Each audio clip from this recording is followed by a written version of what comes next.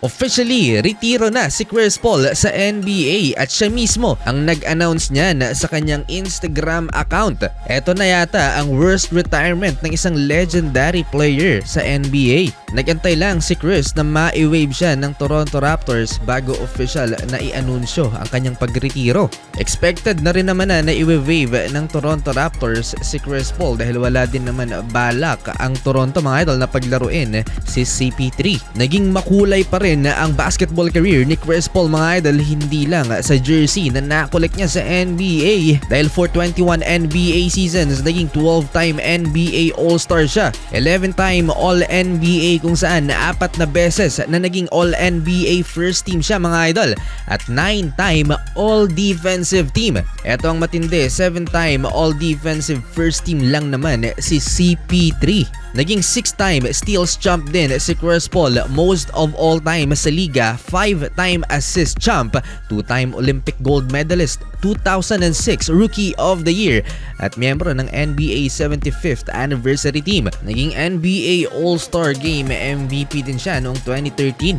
NBA Championship na lamang ang kulang dito kay CP3 para makumpleto ang kanyang legasiya pero hindi nangyari yun. Nakaabot ng NBA Finals ang legendary point guard pero hindi sila nagkampiyon. Natalo sila ng Milwaukee. Kung hindi lang sa sumpa ni Scott Foster baka nagkampiyon si Chris Paul, but still future Hall of Famer pa rin naman si Chris. Isa sa pinaka-importanting sinabi ni Chris Paul sa kanyang retirement message ay magkakaroon na siya ng mas mahabang oras with his family. Kinongratulate ng mga former and current NBA players si Chris Paul kasama na si Klay Thompson, King James, Dwayne Wade, Donovan Mitchell, Trae Young at maging ang tennis superstar Naomi Osaka. Hey CP, just want to say congratulations man, an unbelievable career.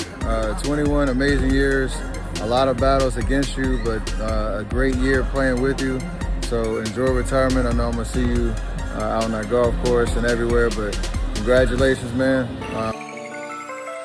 Sinong mag-aakala na ang laro ng LA Clippers sa Miami ang magiging final NBA game ni Chris Paul dahil ang buong akala din niya ay matatapos niya ang season with the LA Clippers pero bigla na lamang siyang pinauwi at hindi na pinasama sa kupunan just 2 days after the game ng Clippers sa Miami. Decente pa actually ang naging performance ni Chris Paul sa kanyang final NBA game with 8 points, 3 assists in 15 minutes of playing time. Naglaro siya until 3rd quarter at hindi na ipinasok sa 4th quarter. Ito yung kanyang huling NBA basket.